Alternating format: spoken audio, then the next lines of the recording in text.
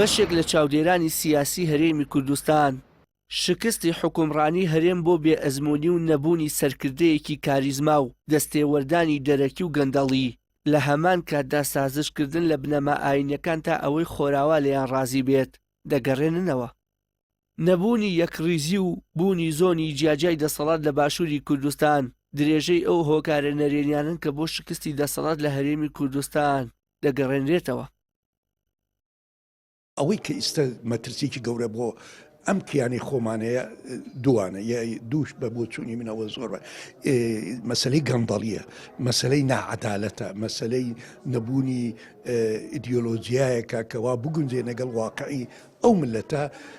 اینجا ئێمە لە مێژووی خۆمانە، ئێمە مێژووی کورد هین 100 ساڵ نیە، ئێمە مێژووی کۆنمانەیە، ئێمە تەجروبەی حکومڕانی میدیەکانمانەیە، تەجروبەی حکومڕانی سەلاحەدین ئەیوبیمانەیە، تەجروبەی مەهابادمانەیە. بەعزە هەڵەیەک ئێمە دووبارەیەکەینەوە، ئەوش لەبەرەوەی وەکو بڵێ ئیدیۆلۆژیەن و سیاسیەن هیچ سەرکردایەتی کورد دائیمەن وەکو بڵێ متعلق بووە محاولە بووە لە ژێر کاریگەری غەرب بووە. ئێمە ئەو قەنەعەتە غەڵەتەمانەیە هەرچی بکەین غەرب لێمان ڕازێ بێ، کوردستان پێشێوان نییە، یعنی بە تایبەتی بەعزارێ سازشەکەین لەسەر ئەو بەها ئیسلامیانی خۆمان هەتاکو ڕۆژاوا لێمان ڕازی و بەڵام لێمان ڕازینە و ڕۆژاواش ناوێ ئێمە سازش بکەین لەسەر بە ئێمە خۆمان واکەین. ئێمە لە کوردستان ئەو ئەلمانیەتی هەیە بەداخەوە ئەلمانیەتێکی دژە دینە، وەکو ئەلمانیەتی تورکی وایە، ئەلمانیەتی فەڕەنسی وایە.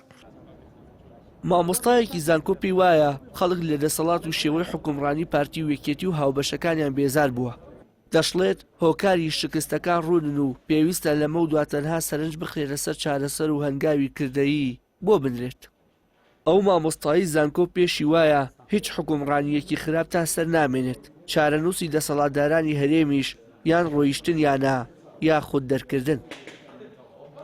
دەرسەکە ئەوەیە کە یان دەبێ ئەمانە وڵات بەجێ بێرن، وەز دەستەمکاری و نەعەدالەتی بێنن، یان میلەت ئەمانە لە وڵات دەرنێ و وڵات لەمانە پاک بکاتەوە و هەوڵدا بۆ حکومڕانەتێکی ڕەشیدی تەندروستی زۆر باش، چونکە لە دنیادا نەبووە حکومڕانی خراپ، دیکتاتۆر، ستەمکار، ژوێنەدان بە خواستی هاوڵاتیەکانی دوور لە ئاڵوگۆڕی ئاشتیانەی دەسەڵات تا سەر بمێنێ و لە ناو نەچێ. هەموو ئەمانەش چوتە ناو واقعەکەەوە کە مێژوو خێری پێ نەکردوون و بە باش باسییان ناکە. بە ئەو قۆناغەمان تێپەڕان مایکەکەی بێدە دەست نە خوێندەوارێکی دەزانێت حکومڕانەتێکی زۆر خراپمان هەیە، بەڵام دەبێت بیر لەوە بکەینەوە ئێمە حکومڕانەتێکی خراپ چۆن چارە سەر دەکەین. دەردا نەخۆشیە، دەرمانی ئەم دەرد و نەخۆشیە دەبێت چی بێت تاوەکو میلەت بەحەسێتەوە ڕزگاری بێ لە دەستیان.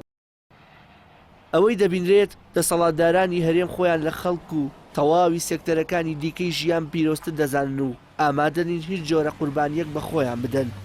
هەر ئەم لوودبەرزەی دەسەڵاتدارانیش دۆخێکی چەقبەستووی سیاسی و شڵەژاو لە ڕووی ئابووری و کۆمەڵایەتیەوە هێناوەتە ئاراوە.